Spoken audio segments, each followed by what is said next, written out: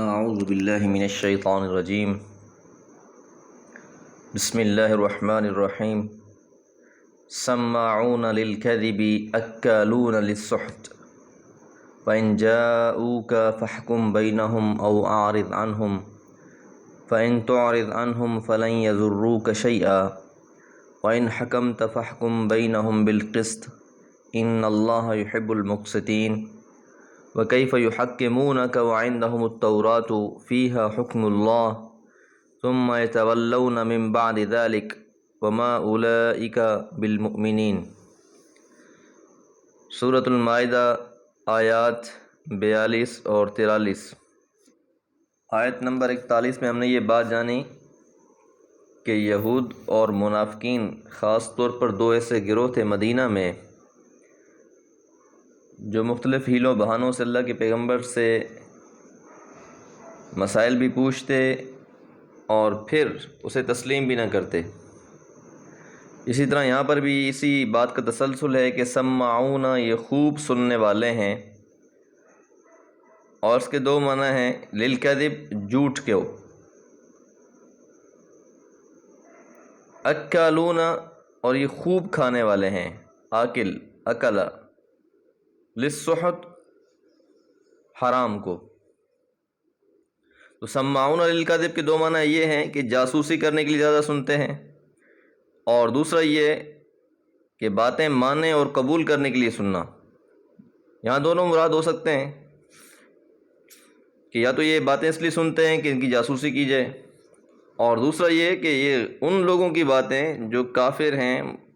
اور منافقین ہیں ان کی باتیں خوب سنتے ہیں اور حرام مال بھی کھاتے ہیں۔ تو لفظ سحت اس کے معنی ہٹانے اور ہلاک کرنے کے ہیں۔ گویا حرام مال وہ چیز ہے جو انسان کی نیکی کو اکارت کر دیتا ہے، اور ہر اس خسیس مال پر سحت کا لفظ بولا جاتا ہے جس کے لینے میں عار ہو اور خفیہ طور پر لیا جائے۔ اس میں رشوت بھی شامل ہے، اور احادیث مبارکہ میں زانیہ کی اجرت، کتے، شراب اور مردار کی قیمت کو بھی سحت کہا گیا ہے۔ سود اور چوری کا مال اور جوئے سے کمایا ہوا مال بھی سحت میں داخل ہے۔ فَإِن جَاءُوكَ پس اگر وہ آئیں آپ کے پاس، فَاحْكُمْ پس آپ فیصلہ کریں، بینہم ان کے درمیان میں، او اعرض عنہم یا ان سے اعراض کر لیں۔ یعنی یہودی اگر کوئی مسئلے میں آپ کے پاس آتے ہیں، تھوڑا سا پس منظر سمجھ لیجئے کہ خاص طور پر رسول اللہ صلی اللہ علیہ وسلم کی بعثت کے وقت یہودیوں کے ہاں جو عدالت کا نظام تھا وہ انتہائی دیگر گو تھا۔ رشوت کا بازار گرم تھا، رشوت لے کر اپنے من مانے فیصلے کرا لیے جاتے تھے، اس لحاظ سے وہ اب قابل اعتبار نہیں رہا تھا۔ اس وجہ سے بھی بعض اوقات بعض معاملات میں وہ اللہ کے پیغمبر سے آ کر فیصلے کرواتے، اور دوسری وجہ یہ بھی تھی کہ بعض احکامات میں ان کی کتاب میں جو سختی تھی، یہ چاہتے تھے کہ اللہ کے پیغمبر محمد صلی اللہ علیہ وسلم اس کے خلاف کوئی اور فیصلہ دے دیں، اس سے ہٹ کر دے دیں، یا اس سے کوئی ہلکا دے دیں تو اسے قبول کر لیا جائے، اور اگر ان کی مرضی کے مطابق فیصلہ ہوتا تو اسے یہ تسلیم کر لیتے، اور اگر اس سے ہٹ کر ہوتا،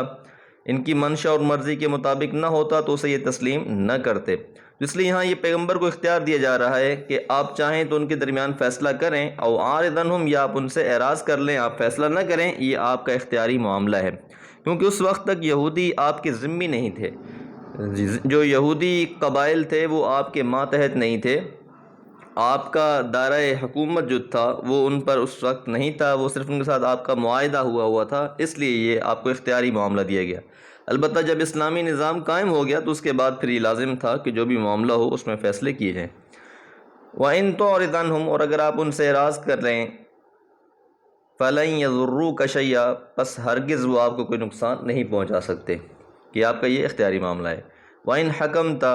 اور اگر آپ ان کے درمیان فیصلہ کریں، وَإِن حَكَمْتَ اور اگر آپ فیصلہ کریں، فَاحْكُمْ پس حکم فیصلہ کریں، بینہم ان کے درمیان میں، بالقسط انصاف کے ساتھ، کہ اللہ تعالیٰ انصاف کے ساتھ، جو عدل کے ساتھ فیصلہ ہے اس کے مطابق فیصلہ کر دیں۔ ان اللہ یقین اللہ تعالیٰ یحب المقسطین محبت کرتے ہیں انصاف کرنے والوں سے۔ تو بہرحال اللہ تعالیٰ نے مختلف لوگوں کی صفات بیان فرمائی ہیں جن سے اللہ تعالیٰ محبت کرتا ہے، تو ان میں سے ایک لوگ جو ہے، ایک قسم کے لوگ وہ بھی ہیں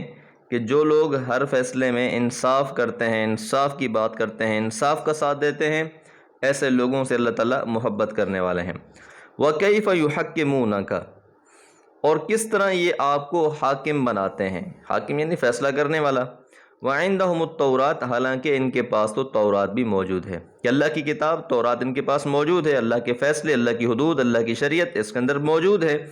لیکن یہ پھر آپ کے پاس کس لیے آتے ہیں؟ فیما حکم اللہ، حالانکہ اس تورات میں بھی اللہ کا حکم موجود ہے، اور اس کی وجہ یہی بیان کی گئی ہے کہ یہ جو تعجب کا اظہار اس بات پر نہیں ہے کہ وہ تورات رکھتے ہوئے اپنے معاملات آپ صلی اللہ علیہ وسلم کے پاس لے کر آتے ہیں،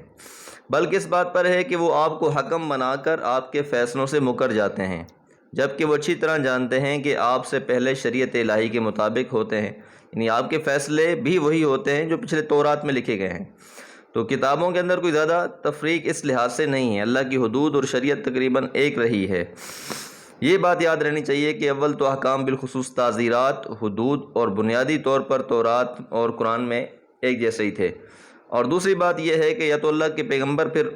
کوئی فیصلہ کرتے تو انہی کی کتاب کے مطابق بھی، اگر اس کے متعلق کوئی احکامات شریعت محمدیہ میں ابھی نازل نہ ہوئے ہوتے تو ان کی کتاب میں جو حکم ہوتا اس کے مطابق فیصلہ کر لیتے۔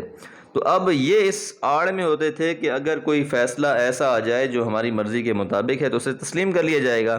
اور اگر ان کی مرضی کے مطابق فیصلہ نہیں ہے تو اللہ فرما رہے ہیں ثم یتولون، پھر یہ رخ پھیر لیتے ہیں، من بعد ذالک، اس کے بعد، کیونکہ نیت کچھ اور ہے،